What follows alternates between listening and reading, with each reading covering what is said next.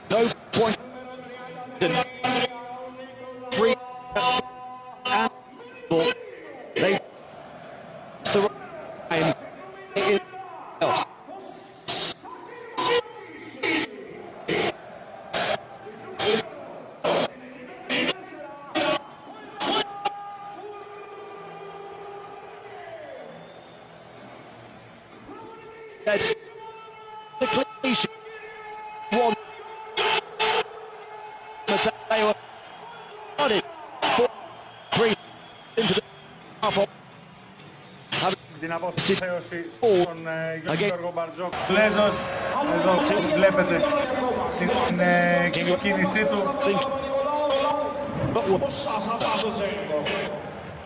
Επιστρέφει ο Σάσα Βεζένκοφ για τα τελευταία 3 και 30 του πρώτου ημιχρόνου στη θέση του Παπα-Νικολάου.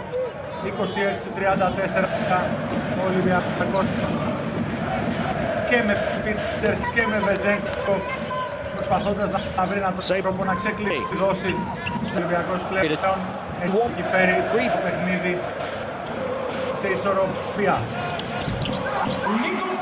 Και τώρα η διαφορά στον πόντο, μπαίνοντας στο τελευταίο δίλεπτο του πρώτου ημιχρόνου, ο Νικόλα Μιλουτίνοφ καταχειροκροτούμενος από τον κόσμο που σηκώνεται όρθιος για να αναγνωρίσει την μεγάλη του προσπάθεια. Πηγαίνει στον πάγκο στη θέση του ο Μουσταφά Αφάλη. Νάντο θα πάρει το φάουλ ο Γιούλ, αν δεν κάνω λάθος, από τον Φουρνιέ, ο οποίος τον παρεμπόδισε αντικανονικά από το να βγει να πάρει την μπάλα. Ένα φάουλ το οποίο θα στείλει τον θρυλικό άσο της Ρεάλ Μαδρίτης στην γραμμή.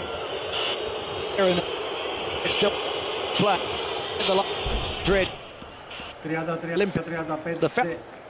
από την πρώτη εύστοχη βολή του Γιούλ. Στους Ματέο συνεχίζει να μιλάει με τους διαιτητές, μέσα και η δεύτερη ξανά στους τρεις η Ρεάλ 36-33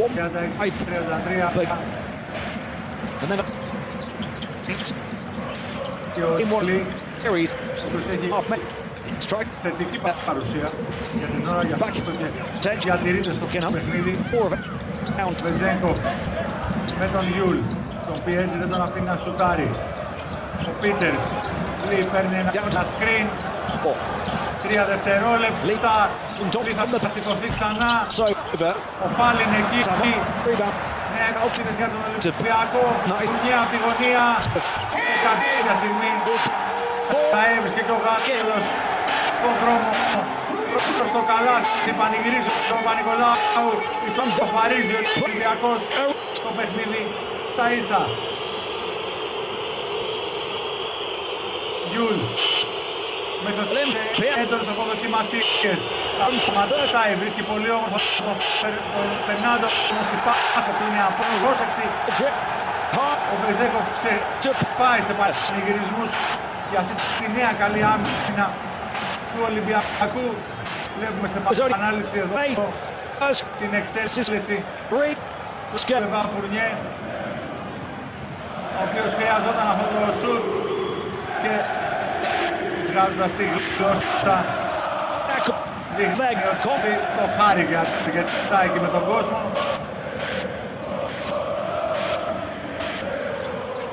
Ξανά ο Γάλλος θα γυρίσει, θα στοχίσει όμως ο Βεζέγκοφ που είναι εκεί να πάρει το επιθετικό rebound και να βάλει τον Ολυμπιακό μπροστά. 38-36, πρώτο προβάδισμα για τους ερυθρόλευκους στο τελευταίο λεπτό του πρώτου ημιχρόνου. Time out από τον Τσούτσος Ματέο.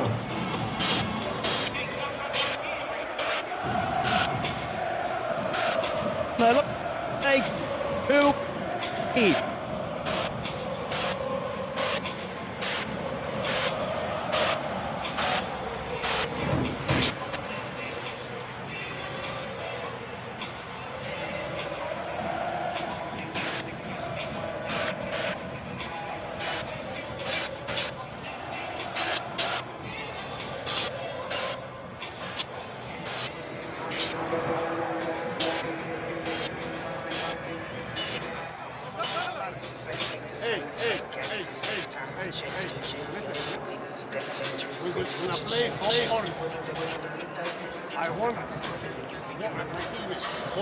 more, yes. On the 8. Not just one down. Let's play one down. Down to four. Sideline pick. One down. You got it, guys. Just this one. I have a timeout later. Okay, hey, let's go.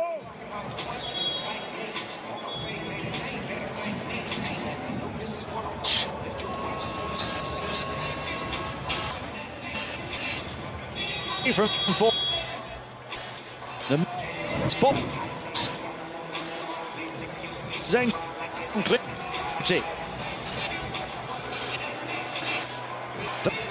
Ο Ολυμπιακός έχει κρατήσει την Real για 4,5 λεπτά χωρίς καλάθι εντός παιδιάς. Μόνο 2 βολές έχει βάλει ο Σέρχιο Γιούλ νωρίτερα.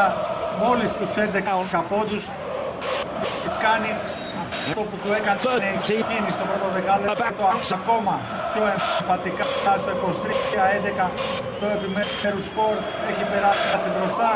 Ο Γιώργος Βαλτζόκας είπε στους παίκτες ότι έχει ακόμα ένα time out αν χρειαστεί για να σχεδιάσει κάτι για την τελευταία κατοχή. Η μπάκα για τον Γιούλ, 5 δευτερόλεπτα για τους Μαδριλένους. Ο Γιούλ θα πάρει το φάουλ.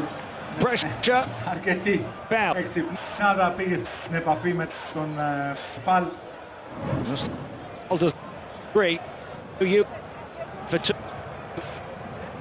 Βεβαίως ήταν φάουλ. Ο Γιούλ συνέχισε την τρίπλα για να πάει στη γραμμή. Ήξερε ότι θα στηριχτεί αυτή η προσπάθεια του Φαλ να τον παρεμποδίσει, ο οποίος έπαιξε εκεί με τον αρκετά κοντινό του. Τον νίκησε